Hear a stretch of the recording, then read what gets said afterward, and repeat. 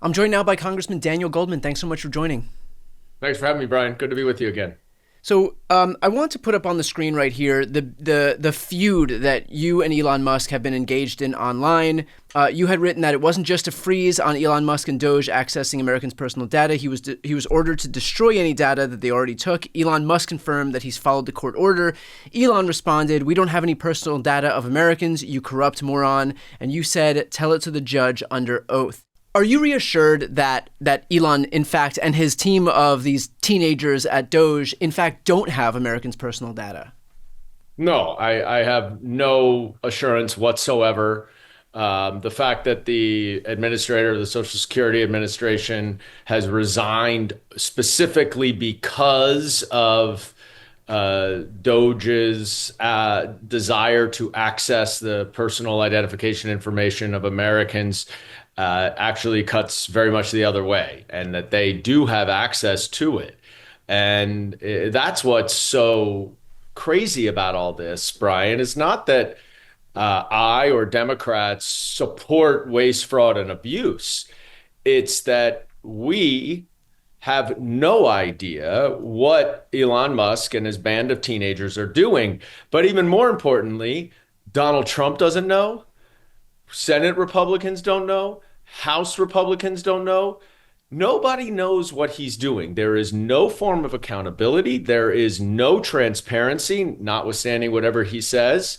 It seems as if he goes into an agency, uses some algorithm to find the names of programs that he doesn't like, and then cancels them. And there's no way he can determine that something is fraudulent in such a short amount of time. It's putting aside the requirement that he come back to Congress, because the law requires Congress to have the power of the purse, as does the Constitution.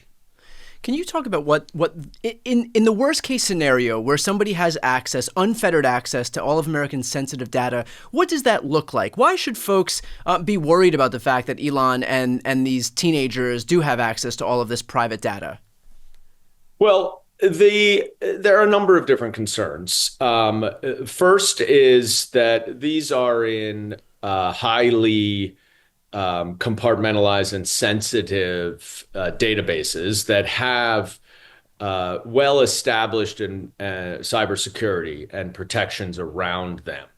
And so those protections are against Chinese hackers, Russian hackers, Iranian hackers, or who knows who else. And if they are taking that information off of the official secure server and they're putting it on their own private server, and who knows what kind of protection those servers have, they are potentially exposing it to additional hackers.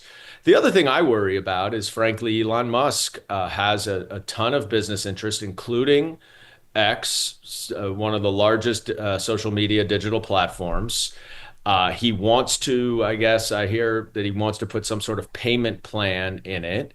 He can use all of this data for his own business purposes, to figure out who to target, where people are, learn about subscribers that he already has, learn a lot more information. And obviously, if your social security number gets out there, your home address gets out there, you're just a sitting duck for identity theft and fraud.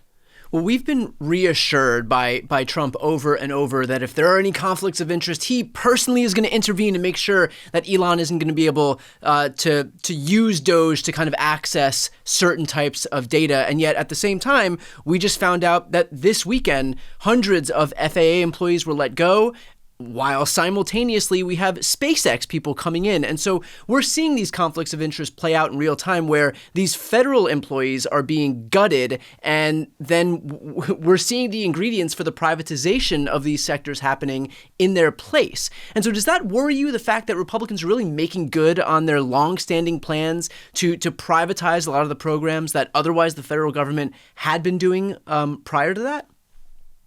Well, let's just take a one step back. The president actually said that if Elon Musk has any conflicts of interest, Elon Musk will determine that and Yeah. will recuse himself from anywhere. So basically, Elon Musk and the Supreme Court are the only entities or individuals that have absolutely no accountability and oversight to any ethical lapses or conflicts. Both of which are working out swimmingly thus far. Exactly. So the other thing is that through some, I think, excellent reporting in the New York Times, we have already learned about conflicts of interest that Elon Musk has. According to the Times, there were 32 ongoing investigations or enforcement actions against Elon Musk's companies from 11 different federal agencies. Trump has fired all the inspectors general in those agencies. Elon is going through and gutting both the budget and the workforce in all of these. And the Times reports that all of those investigations and enforcement actions have stalled.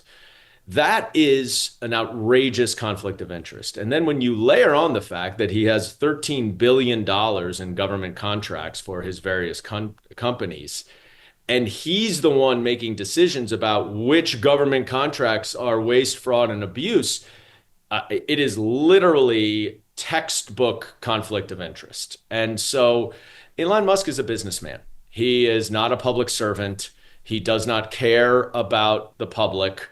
He does not care about working Americans. He does not care about ensuring that those who are disadvantaged get access to good education and good opportunity, and make sure that they have health care and that there are child care programs so that adults and parents can work. The list goes on and on. He does not care. And the fact that he has been put in charge of making these decisions without any accountability, without any oversight, is just terrible practice and really dangerous. Congressman, I know this is kind of like a futile exercise, but if the roles were reversed and we had some Democratic billionaire with unfettered access to all of the systems in government, to Social Security numbers, to banking information, to the Treasury, to any American's private data, excuse the language, but Republicans would be losing their fucking minds. And so how does that asymmetry play out where you have none of these Republicans who seem to mind that all of these systems that even harbor their own information, secure their own information, are so neutralized by virtue of what we're seeing right now, and yet nobody on the right is speaking out. Nobody seems to mind an inch when just a few years ago, during the 2016 election cycle, we saw that Hillary using a private email server was apparently such a big issue that it's all they could talk about, front page news every single day for months and months and months. Security, national security was such an important issue. Security and private email servers were such an important issue. And yet now, when a bunch of high school grads and 20-somethings have access to all of this information, there is not a peep from anybody in the House Republican Conference or the House Senate Conference.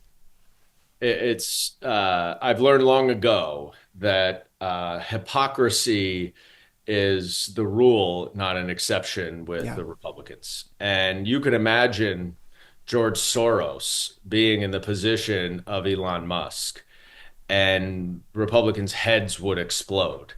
I think back more recently than 2016. I think back to last cycle, and you had an obsession from the House Republicans about President Biden's so-called conflicts of interest by earning money from foreign governments, which was completely debunked.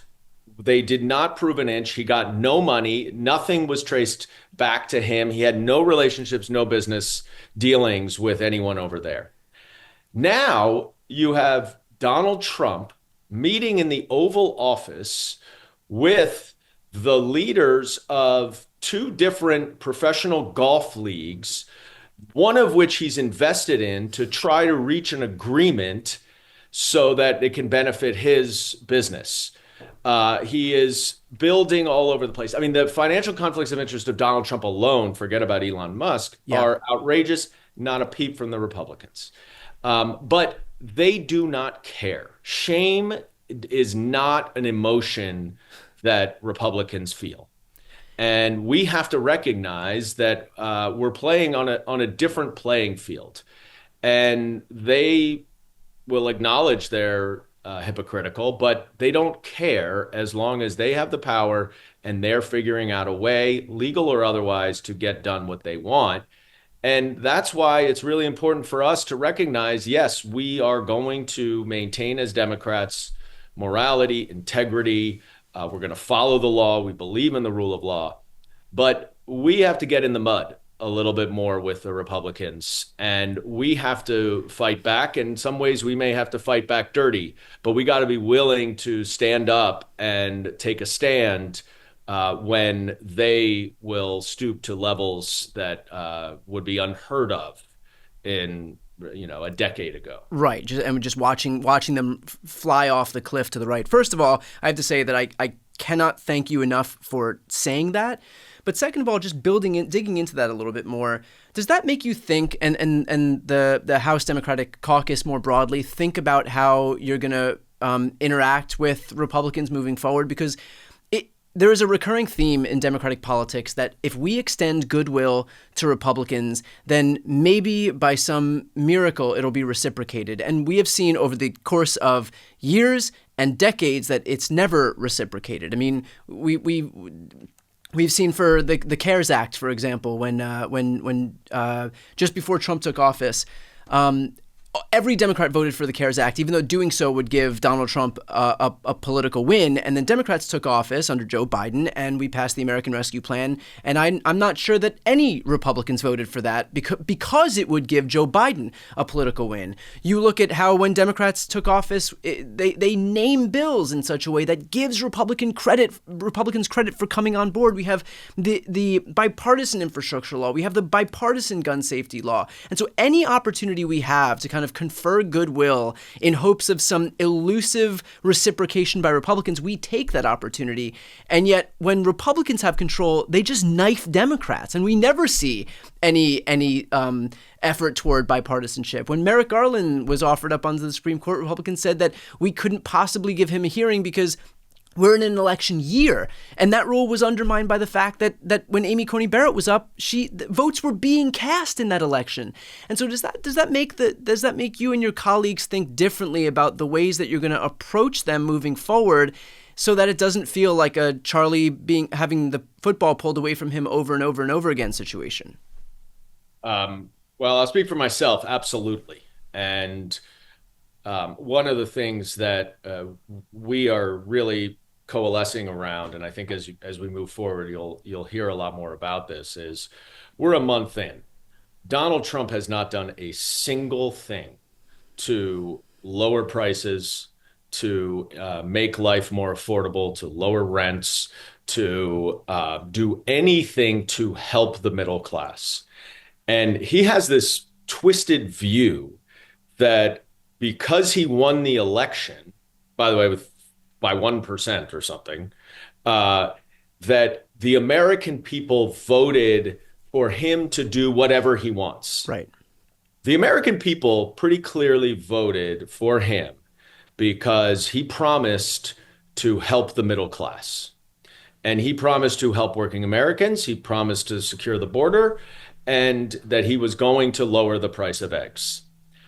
He's done nothing about that. And this is something that we have been setting up, which is to make it very clear that that is what he ran on. The polling shows that that is what most Americans care about. And he's already breaking his promises.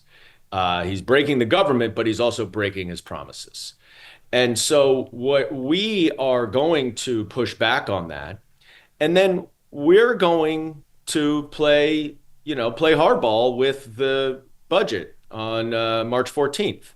And what I mean by that is that we have to fund the government by March 14th. But at this point, we're already halfway through the fiscal year. We need to pass a full appropriations bill, not just another continuing resolution. And by the way, the continuing resolution would, of course, perpetuate the, quote, waste, fraud, and abuse that they have found so much of, because it just continues the budget from before. Yeah. But even putting that aside, they are in total control of legislation in Washington, D.C. The House is Republican majority. The Senate is Republican majority. There's a Republican president. They are responsible for funding the government. They can do it on their own. We cannot do it on our own. Yet, if they want our help, which in the last Congress they needed in order to fund the government, then we are going to negotiate for things that matter to us. And I can tell you that there's a lot of talk within our Democratic caucus about holding the line for the things that we care about, because this is our only opportunity, our best opportunity when we have leverage. And if they shut the government down, it's because they couldn't get their act together. If they want our help, then they're going to have to do it in a bipartisan way, and that's going to have to include things that we want. And last time around in December, we had a bipartisan agreement that Trump and Musk submarined. They then took out a number of things that were priorities of ours. Ultimately, given the timing and the proximity to Christmas and the damage that a government shutdown would do, we ultimately agreed to what was still a better bill than we might have otherwise expected. But this time, we're not giving in. Let me just put it that way. And we are gearing up to use whatever leverage we have, because it's on them to pass it. If they can't pass it, they need our help. Well, they're going to have to come to the table. Well, insofar as it matters, let me just say, and I know I speak for a number of people who are watching this right now, that having that sense of fight, being able to use every tool at our disposal, and being able to use the leverage that we have is a welcome development, and it's something that people, I think, on the outside are really looking for Democrats to use right now. So grateful for that, grateful for the sense of fight, and appreciate your time today. Thanks so much, Brian. Great to be with you as always.